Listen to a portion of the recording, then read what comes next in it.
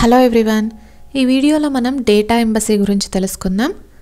Data embassy అంటే ఏంటంటే, ఇప్పుడు మామూలుగా దేశాలు వేరే దేశాలలో వాళ్ళ ఎంబసీలను ఏర్పాటు చేసుకుంటాయి కదా. అంటే ఫర్ ఎగ్జాంపుల్ యుఎస్లో మనకి ఇండియన్ ఎంబసీ ఉంటుంది, ఇక్కడ ఇండియాలో యుఎస్ ఎంబసీ ఉంటుంది. అలాగే డేటా ఎంబసీ అంటే ఒక దేశం యొక్క డేటా అంటే గవర్నమెంట్ రికార్డ్స్ కావచ్చు, ఫినాన్షియల్ ఇన్ఫర్మేషన్ కావచ్చు, మిలిటరీ ఇన్ఫర్మేషన్ కావచ్చు, ఆ దేశం యొక్క డేటా యొక్క కాపీని వేరే దేశంలో డేటా ఎంబసీని ఏర్పాటు చేసి అక్కడ స్టోర్ చేస్తారనమాట. దీన్నే డేటా ఎంబసీ అని అంటారు. అయితే ఎందుకు డేటా ఎంబసీ ఎందుకు అవసరం అంటే, ప్రస్తుత కాలంలో మన రోజువారీ జీవితాలన్నీ కూడా డిజిటల్ సిస్టమ్స్ మీద చాలా ఆధారపడి ఉన్నాయి కదా.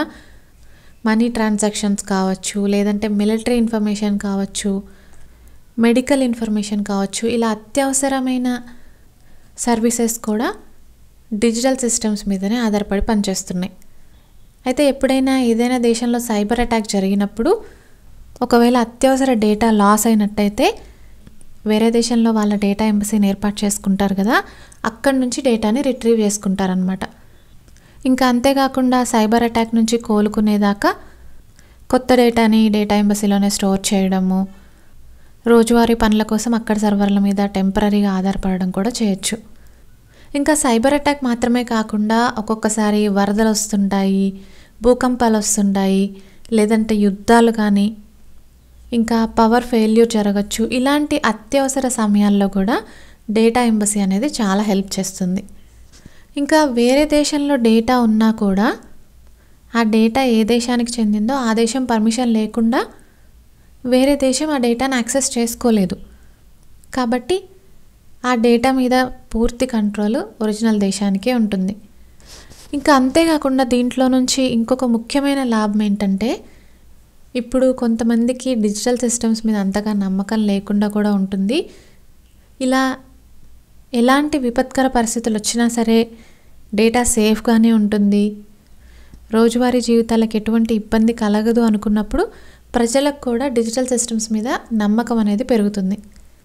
ఇంకా అంతేకాకుండా ఇలా ప్రతి దేశం కూడా డేటా ఎంబసీని ఏర్పాటు చేసుకోవడం ద్వారా కొత్త ఉద్యోగాలు కూడా క్రియేట్ అవుతాయి. అయితే ఇందులో సవాళ్ళు కూడా ఉన్నాయి. అవి ఏంటంటే, డేటా ఎంబసీని ఏర్పాటు చేయడము, మెయింటైన్ చేయడము చాలా ఖర్చుతో కూడుకున్నది. ఇంకా అంతేకాకుండా మనం ఏదైనా దేశంలో డేటా ఎంబసీని ఏర్పాటు చేయాలి అని అంటే అది మనం నమ్మదగిన దేశమేనా అనేది చూసుకోవాలి కదా. కొన్ని దేశాలు మన దేశంతో ఎప్పుడు ఫ్రెండ్లీగానే ఉంటాయి, కొన్ని దేశాలు ఎప్పుడు శత్రువులుగానే ఉంటాయి, కొన్ని దేశాలు పరిస్థితుల్ని బట్టి మారుతూ ఉంటాయి. కాబట్టి మనం పూర్తిగా ఆధారపడగలిగే దేశాన్ని వెతుక్కోవడం అనేది ఒక సవాలు. అయితే ప్రస్తుతం సిచ్యువేషన్ చూసుకున్నట్టయితే ఫస్ట్ డేటా ఎంబసీని ఏర్పాటు చేసిన కంట్రీ ఎస్తోనియా. అయితే ఎస్తోనియాలో ఏం జరిగిందంటే 2007లో సైబర్ అటాక్ జరిగింది. అప్పుడు వాళ్ళ దేశం చాలా ఇబ్బంది పడింది. అందుకని అది చాలా ఆలోచించి 2017లో లక్సెంబర్గ్లో డేటా ఎంబసీని ఏర్పాటు చేసుకుంది. ఇలాంటి సైబర్ అటాక్స్ కానీ ఏదైనా జరిగినప్పుడు డేటా సేఫ్గా ఉండడానికి.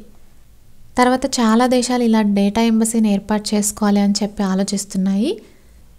ప్రస్తుతం ఇండియాకి యునైటెడ్ అరబ్ ఎమిరేట్స్కి మధ్య డిస్కషన్స్ కూడా జరుగుతున్నాయి.